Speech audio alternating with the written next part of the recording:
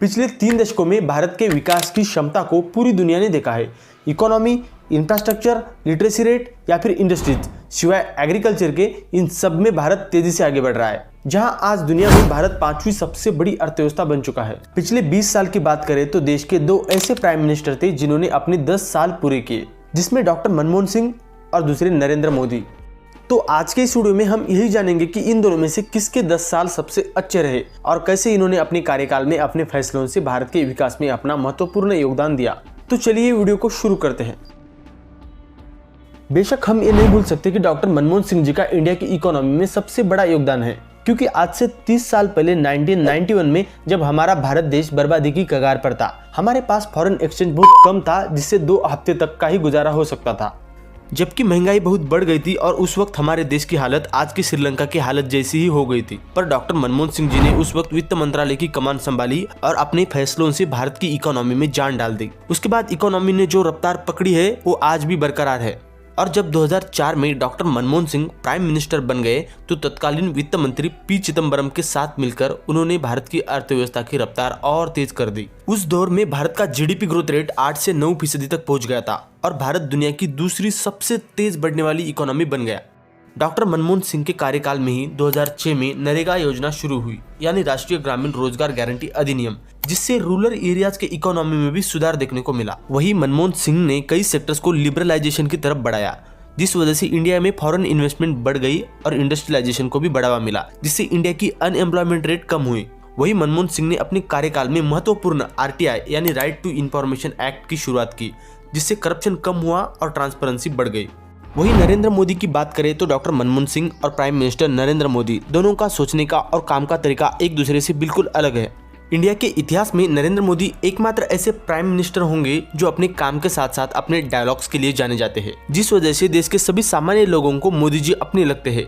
मोदी जी के काम की बात करें तो 2014 में नरेंद्र मोदी पहली बार देश के प्राइम मिनिस्टर बने। उस वक्त इंडिया की जीडीपी 112 लाख करोड़ थी, जो आज 2024 में 272 लाख करोड़ बन चुकी है, जिसमें मोदी सरकार की पॉलिसीज बहुत इंपॉर्टेंट रही है, जैसे कि मेक इन इंडिया, आत्मनिर्भर भारत और नरेंद्र मोदी के बनाए हुए ग्लोबल रिलेशंस, जिससे भारत में इन्वेस्टमेंट बढ़ गई और फॉरेन एक्सचेंज रिजर्व भी बढ़ गए, जिस वजह से आज इंडिया दुनिया की 5वीं सबसे बड़ी इकोनॉमी बन चुका है। और नरेंद्र मोदी ने 2025 तक इंडिया की इकोनॉमी को $5 ट्रिलियन तक पहुंचाने का टारगेट रखा है। मोदी सरकार ने अपने कार्यकाल में ट्रांसपोर्ट इंफ्रास्ट्रक्चर में खूब काम किया। जहां 2013 में प्रतिदिन 3 किलोमीटर लेंथ की सड़क बनती थी, वही आज 2024 में 37 किलोमीटर लेंथ की सड़क बन रही है, जिससे ट्रांसपोर्टेशन और आसान हुआ। आज वर्ल्ड की बड़ी बड़ी कंपनियां इंडिया में मैन्युफैक्चरिंग कर रही है, जिसमें एप्पल जैसी कंपनियां भी शामिल है।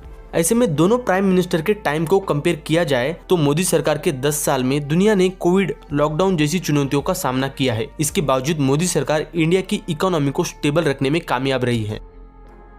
इसके बाद एग्रीकल्चर। किसी भी देश के लिए एग्रीकल्चर एक इम्पोर्टेंट सेक्टर है, पर इंडिया के एग्रीकल्चर सेक्टर की बात करें तो इसका विकास इतना नहीं हो पाया है जितना बाकी सेक्टर्स में देखने को मिला है, क्योंकि पिछले 20 सालों में किसानों के सुसाइड के मामले में कोई कमी देखने को नहीं मिली है। ऐसे में हमारे देश के किसान खेती छोड़कर कोई और काम करना चाहते हैं। ऐसे में हमारे आत्मनिर्भर भारत की पॉलिसी क्या महत्व रखती है? लेकिन फिर भी हम ये जानते हैं कि पिछले 20 सालों में सरकार ने किसानों के लिए ऐसे कौन से महत्वपूर्ण कदम उठाए। डॉक्टर मनमोहन सिंह ने अपने कार्यकाल में किसानों के ऋण माफ किए थे और महत्वपूर्ण फूड सिक्योरिटी बिल पास किया, जिससे इंडिया के 2/3 पॉपुलेशन को सस्ते में अनाज प्रोवाइड किया गया था। इसके कंपेयर में नरेंद्र मोदी के कार्यकाल में भी एग्रीकल्चर सेक्टर में खूब काम किए गए हैं, जैसे कि एग्रीकल्चर सेक्टर को सब्सिडी के जरिए सर्विस प्रोवाइड की गई, जिसमें सोलार, ट्रैक्टर्स, कृषि औजारे और इसी के साथ किसान क्रेडिट कार्ड इत्यादि। इसी के साथ 2014 से 2024 के बीच में ब्लू रिवॉल्यूशन मिल्क प्रोडक्शन में ग्रोथ देखने को मिली है और किसानों को प्रधानमंत्री फसल बीमा योजना के तहत क्रॉप इंश्योरेंस प्रोवाइड किया गया है।